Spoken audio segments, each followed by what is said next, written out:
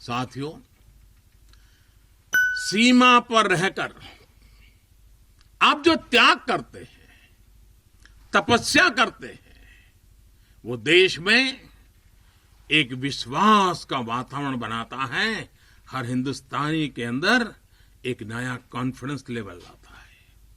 ये विश्वास होता है कि मिलकर बड़ी से बड़ी चुनौती का मुकाबला किया जा सकता है। आपसे मिली इसी प्रेरणा से देश महामारी के इस कठिन समय में अपने हर नागरिक के जीवन की रक्षा में जुटा हुआ है। इतने महीनों से देश अपने 80 करोड़ से ज्यादा नागरिकों के भोजन की व्यवस्था कर रहा है, लेकिन इसके साथ ही देश अर्थव्यवस्था को फिर से एक बार गति देने का भी पूरे हौसले से प्रयास कर रहा है। देशवासियों के इसी हौसले का परिणाम है कि आज कई सेक्टर्स में फिर से रिकॉर्ड रिकवरी और ग्रोथ दिख रहा है। ये अलग अलग प्रकार की सब लड़ाइयां, ये सब सफलताएं, इनका श्रेय सीमा पर डटे हमारे जवानों को जाता है, आपको जाता है।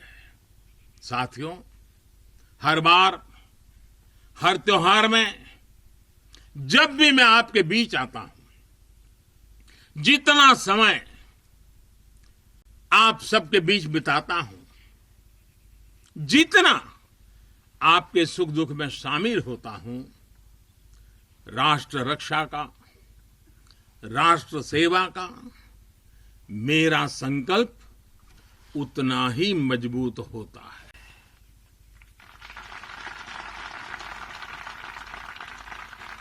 मैं आपको फिर आश्वस्त करता हूं कि आप निश्चिंत होकर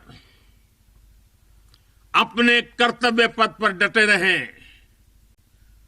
प्रत्येक देशवासी आपके साथ है। हां, आज के दिन मैं आपसे एक मित्र के रूप में, एक साथी के रूप में 3 बातों का आग्रह करूंगा, और मुझे विश्वास है कि मेरा यह आग्रह आपके लिए भी हो सकता है संकल्प बन जाए। पहला, कुछ न कुछ नया इनोवेट करने की आदत को,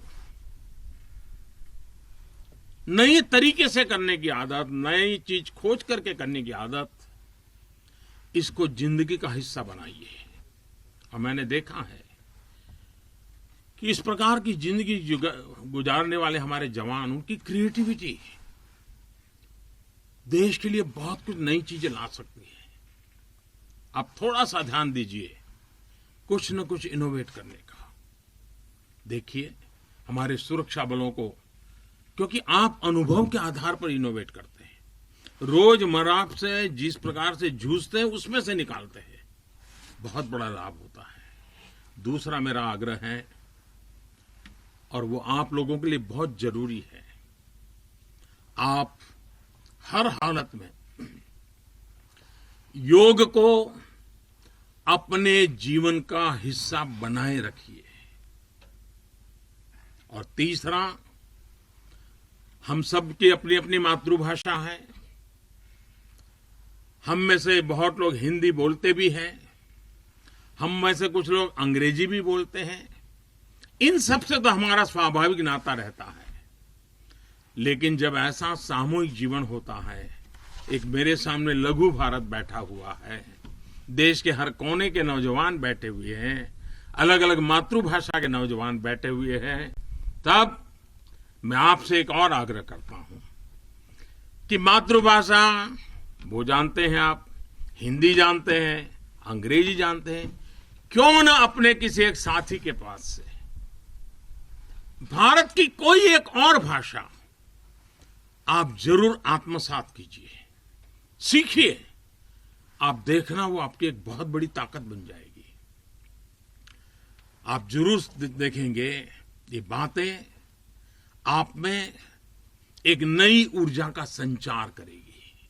साथियों, जब तक आप है, आपका ये हौसला है, आपकी ये त्याग और तपस्या है, 130 करोड़ भारतवासियों का आत्मविश्वास कोई नहीं डिगा पाएगा।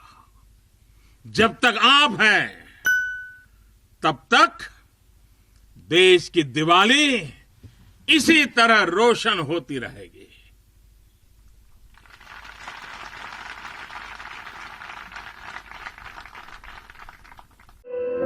धुआं धुआं सा ये शहर क्यों दिखता है, सुना है बाजार में धुएं का सामान बिकता है। ये दिवाली सिर्फ दिए वाली।